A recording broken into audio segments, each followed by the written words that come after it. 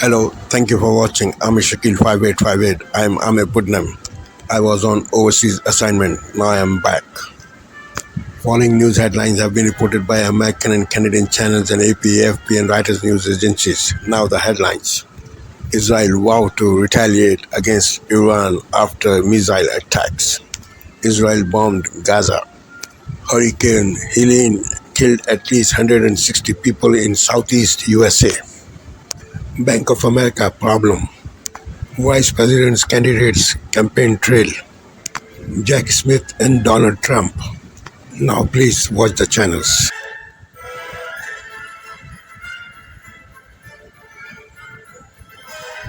Tonight, breaking news involving Donald Trump, what Jack Smith just revealed and Trump's response just in. Also tonight, Vice President Harris in the storm zone. Also the Bank of America accounts that suddenly showed customers they had a zero balance in their accounts. And the breaking news tonight involving the Matthew Perry case. First tonight, President Biden touring the devastation caused by Hurricane Helene and the storm that followed, flying over the disaster area in North Carolina. The death toll climbing tonight, now at least 182 lives lost, hundreds still unaccounted for. Tonight, 34 days now before the election, the new evidence involving Donald Trump inside the private dining room off the Oval Office as the January 6th riot unfolded. What was revealed today by prosecutor Jack Smith and what the Trump campaign is saying tonight. Vice President Kamala Harris, meantime, on the ground in hard-hit Georgia tonight, thanking first responders. And the moment last night during the debate between J.D. Vance and Tim Walz that the Harris campaign has immediately turned into a new campaign ad. And Donald Trump tonight praising his running mate, J.D. Vance, for his performance. Tonight, after Iran's ballistic missile attack on Israel, Prime Minister Benjamin Netanyahu vowing to retaliate. Tonight here, the new video showing that wave of Iranian missiles headed for Israel. And just in here, dramatic new images circulating online appearing to show Israeli military helicopters trying to get wounded Israeli soldiers out of southern Lebanon. Back here in the U.S. tonight, the case involving the death of Friends star Matthew Perry. One of the doctors charged, pleading guilty. What's been revealed? In New York City tonight, indicted Mayor Eric Adams. Did he interfere with witnesses? A showdown in court today. Tonight, Bank of America suffering a nationwide computer outage. Many customers unable to withdraw cash from ATMs. Others logging into their accounts, suddenly showing their balance was zero. What the bank is saying tonight. This evening, a World War II bomb exploding at an airport 8 decades after the war. Authorities trying to figure out what set it off. Pink Floyd cashing in tonight, how much they're getting for their music. And the powerful new image of Princess Catherine tonight. Kate's hug and the message for millions behind it.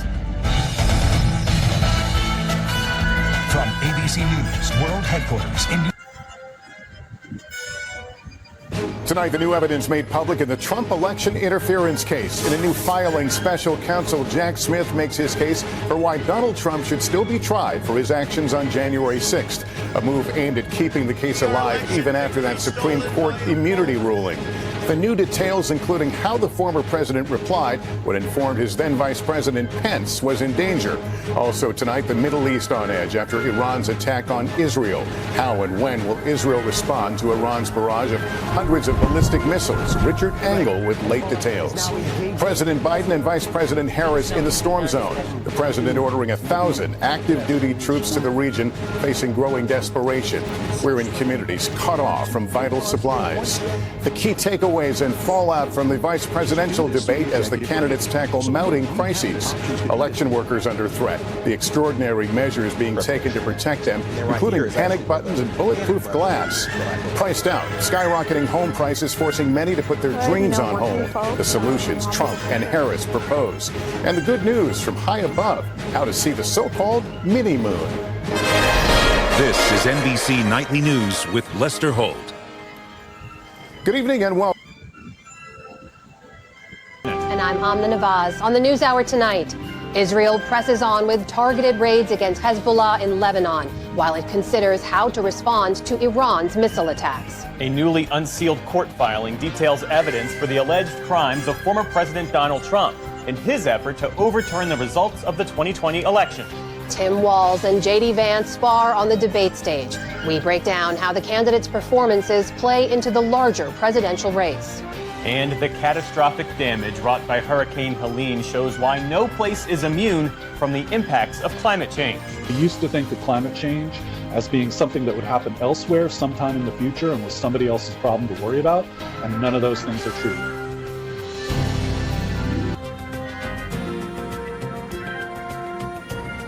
Hi, Vanessa Ruiz in for Stephanie Tsai with NewsHour West. Here are the latest headlines.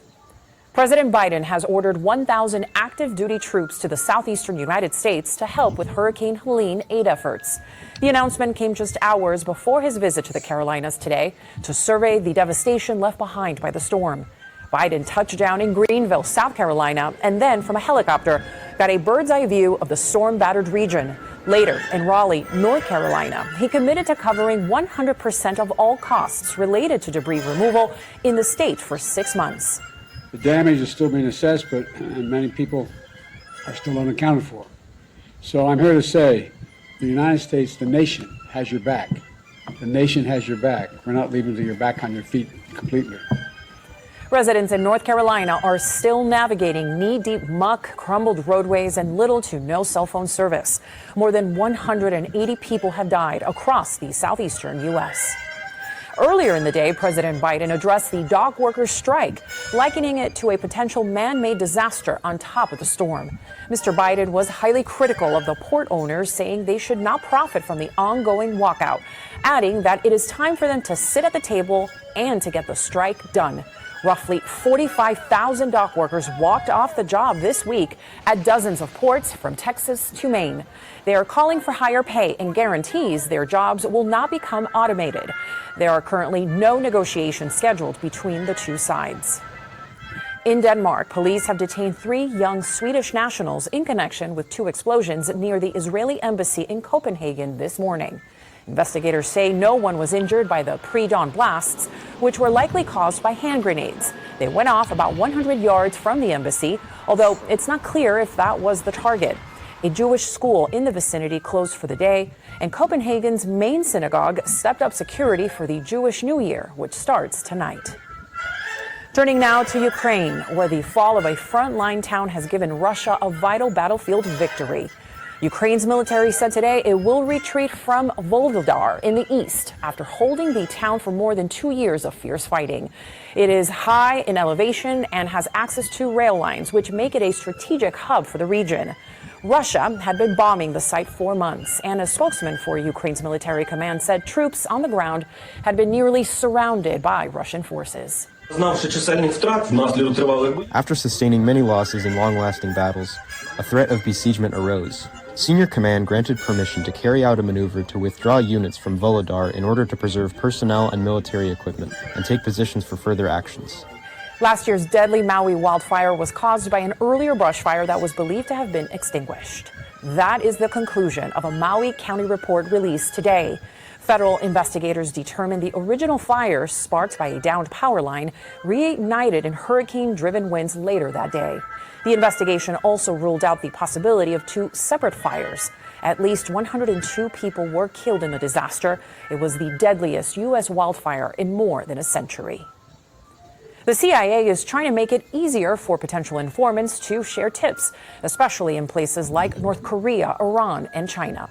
The agency rolled out an online drive today with instructions in Korean, Farsi, and Mandarin on ways people can contact U.S. intelligence officials without putting themselves in danger. That includes using virtual private networks or VPNs and private web browsers. The CIA posted similar instructions in Russia 2 years ago after the Ukraine invasion. In a statement, the agency said it wants to expand on those efforts to make sure individuals in other authoritarian regimes know that we're open for business. And closing arguments concluded today in the federal trial of 3 former Memphis police officers charged with violating the civil rights of Tyree Nichols. Prosecutor Catherine Gilbert told jurors the officers involved wanted a beatdown after the 29-year-old ran from police after a traffic stop last year. A lawyer for one of the officers insisted the force was not excessive. Nichols later died from traumatic brain injuries. Tadarius Bean, Demetrius Haley, and Justin Smith did not testify at the trial. The 2 other officers who were involved have pleaded guilty and testified for the prosecution. Still to come on the News Hour, as Generation Z overtakes the number of baby boomers in the workforce, we examine changing perspectives on jobs. Members of the U.S. Postal Service sound the alarm about a lack of preparedness for the election. And the authors of a new book on Elon Musk's control of Twitter discuss his controversial impact on the platform. This is the PBS NewsHour from the David M. Rubenstein Studio at WETA in Washington, and in the West from the Walter Cronkite School of Journalism at Arizona State University.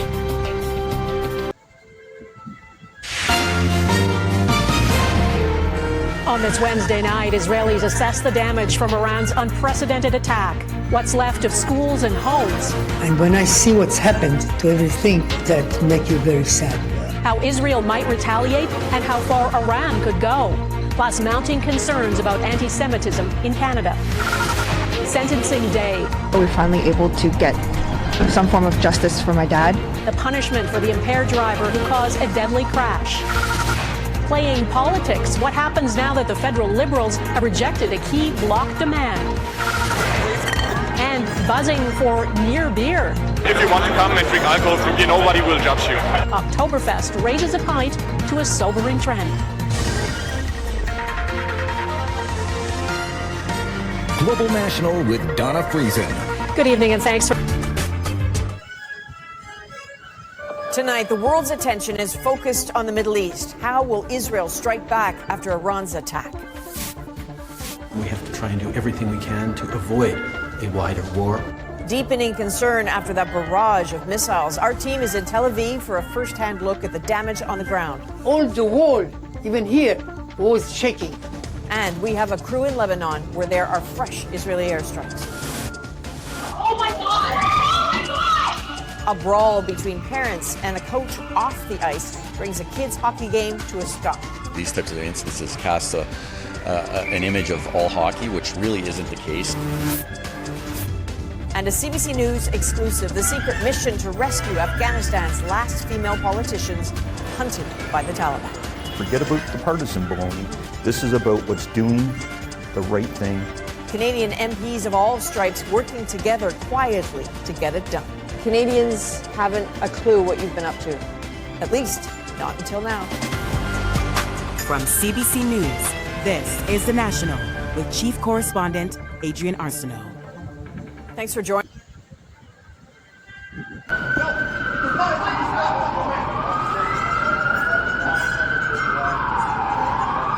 What's your shooting? I did.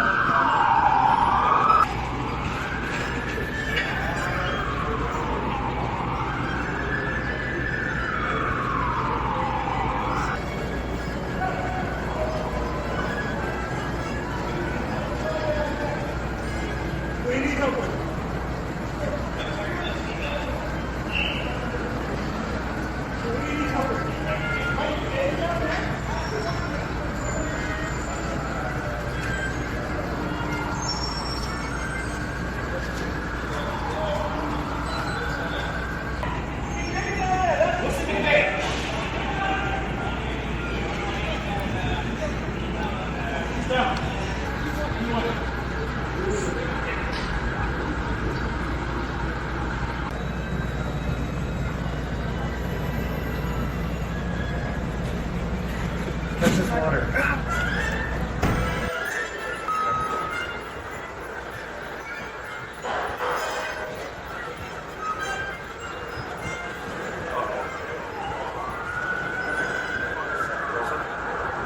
I mean, probably.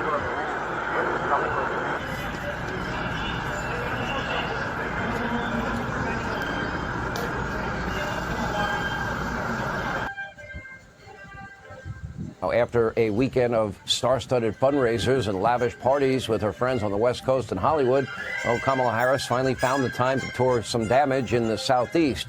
And meanwhile, Kamala likely regrets picking fellow radical leftist Governor Tim Walz as her running mate. The joy seems most definitely gone after last night's debate. Now, we know why the Harris campaign, keeps Walz very far away from the media. He doesn't do interviews. We know why, because he can't. The governor is a complete and total, well, frankly, buffoon. He is in way over his head, kind of like she is. He is way out of his league. And Walz looked like a deer in the headlights, so visibly nervous. He did not have command of the facts. He seemed ill-prepared.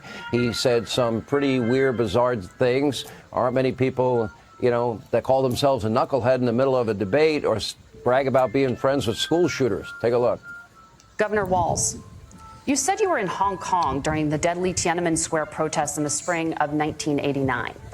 But Minnesota Public Radio and other media outlets are reporting that you actually didn't travel to Asia until August of that year. Can you explain that discrepancy? Yeah, well, and to the folks out there who didn't get at the top of this, look, I grew up in small rural Nebraska, town of 400, town that you rode your bike with your buddies till the streetlights come on, and I'm proud of that service. Now, look, my community knows who I am. They saw where I was at.